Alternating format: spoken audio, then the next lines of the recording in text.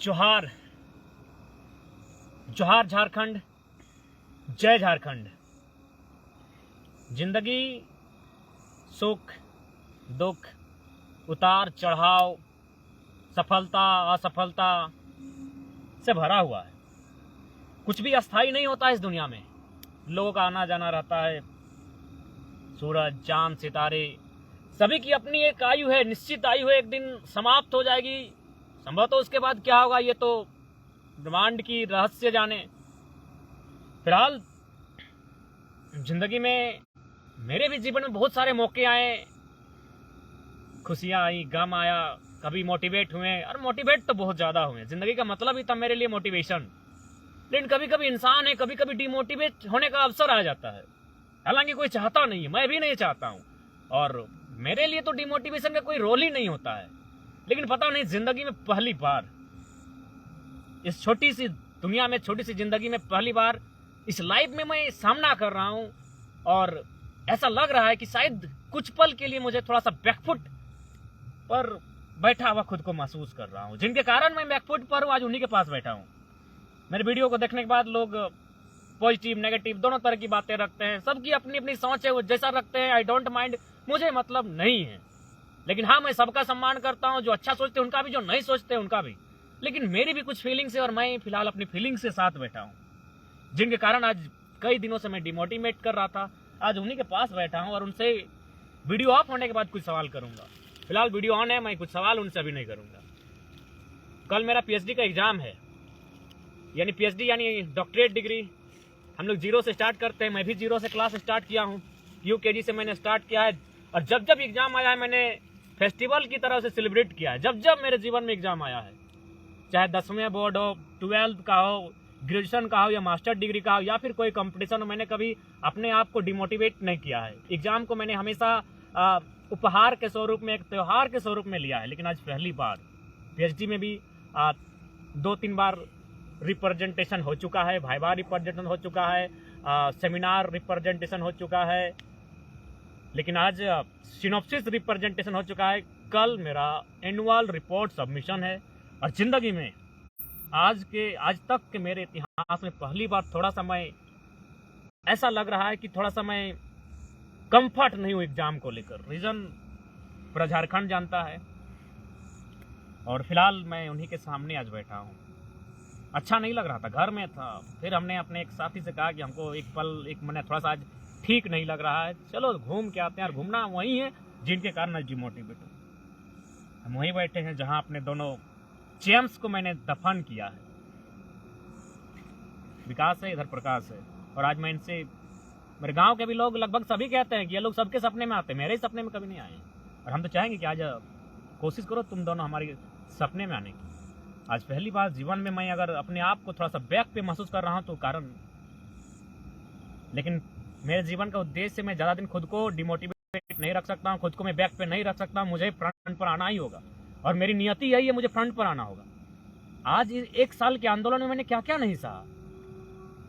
अपने कौम का गाली अब सुनने लगा हूँ कि मैं एसटी के मैटर पे बात नहीं करता हूँ। और कुर्मी का होने के नाते एसटी लोग का तो खूब सुना हूँ। पारसनाथ तो आप देखे ही होंगे किस प्रकार मैंने इस छोटी सी आयु में और 1 साल भर के आंदोलन में, उम्मीदें लोगों ने बहुत की, प्रेम अथाव मिला, लेकिन एक हिस्से में नफरत भी बहुत बेहिसाब आई, बहुत बेहिसाब नफरत मिला। शायद कोई दूसरा लड़का होता तो मैंने अपने आप को आंदोलन से भी बैक कर लेता, इस दुनिया से भी बैक कर लेता। इतना प्रेशर, पॉलिटिकल प्रेशर, ब्यूरोक्रेसी का प्रेशर, प्रशासनिक प्रेशर, फैमिली प्रेशर, और हैटर्स, खासकर सोशल मीडिया। और हद तो तब हो गई जब एक दिन मैंने स्टेटस में अपना लिखा होगा, खासकर मैं इन दोनों को लेकर कि मेरी माँ हॉस्पिटल में थी, लेकिन मैं एक बार भी देखने नहीं गया, क्योंकि लेकिन तुम दोनों के ऐसा होने के बाद मैं बहुत ज़्यादा विचलित हूँ। तो किसी ने लिखा कि जो इंसान माँ करने वो किसी का होगा। अरे यार, अभी तो मत ट्रोल करो कम से कम। लेकिन फिर भी मैंने सहा। इन दोनों की मौत को लेकर भी लोगों ने ट्रोल किया, लेकिन मैंने फिर भी सहा। लेकिन 1 साल के आंदोलन में मैंने बहुत कुछ सहा, बहुत कुछ झेला।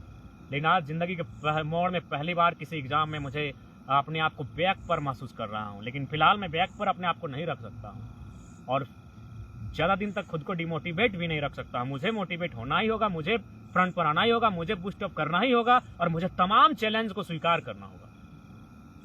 और फिलहाल साल भर से कर रहे हैं। पॉलिटिकल दबाव हो, ब्यूरोक्रेसी का दबाव हो, या फिर साजिशें हों, षड्यंत्र हो, हर चीज को मैनेज किया है।